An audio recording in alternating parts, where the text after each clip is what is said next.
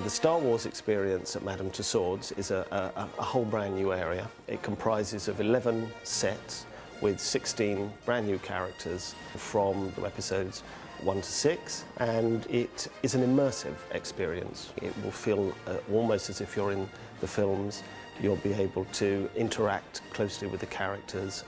We had a team of sculptors here and colorists and costume experts go over to the Skywalker Ranch, so we were able to take photographs and measurements of the real thing. So having got all of our material, we then start sculpting. I did the head of Princess Leia. I then get approximately 4 or 5 weeks to work on the portrait using all the material that we've then got. So the clay heads are moulded using a very traditional method called plaster piece mould. We use plaster to make between 13 and 17 individual pieces that make up the entire head, and then it's ready for the wax. We melt between 10 and 15 litres worth of wax and then individually colour it for every single head. Then it's ready to go up to wax bench, ready for hair insertion. There's 10,000 hairs in the head, so it's going to take us 4 weeks to insert the full head. It's made out of human hair and we insert it individually.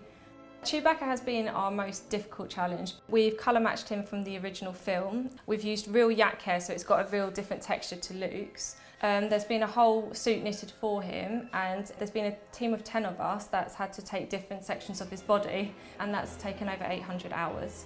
One of the most exciting aspects of this project from Tussauds is obviously the lightsabers.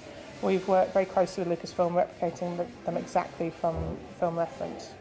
To create the costumes, we went to the Skywalker Ranch, to the archive, and were able to handle original costumes and props from the film, which has been the most amazing resource. It means we've been able to create the most accurate costumes and props. For every single fabric, we had to match and get them signed off by Lucasfilm, so they're as close, if not exactly the same, as the originals, especially for the prequel trilogy.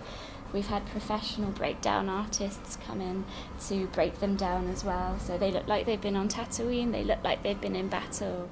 You will be surrounded by sort of physical effects and light effects and sound effects, like the sound of the lightsabers.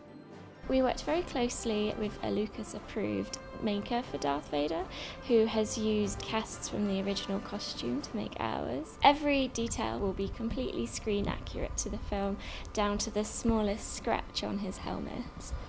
It takes a week to colour every head that we do. We use artist oil paints, building up layers, lots and lots of layers, to get the skin effect that we're after. Sometimes it's dry brushing on to get a sort of more of a matte effect, or if we want a kind of broken skin effect, we'll use a technique called spattering, and you'll get a kind of airbrush kind of effect. So it's as real and as accurate to how it looks in the film as possible. I personally have been waiting 8 years to paint a Harrison Ford, and it's really amazing that it's actually Han Solo as well. So it's been a great privilege, to be honest. What's really great with the attraction is that it's an interactive experience. So with Han Solo, you can sit opposite him in the cantina scene. You can meet Darth Vader doing the "I'm your father" scene. You can see him also dueling with Luke Skywalker with the lightsabers. There's C-3PO, R2-D2. We've got the Duel of Fate scene.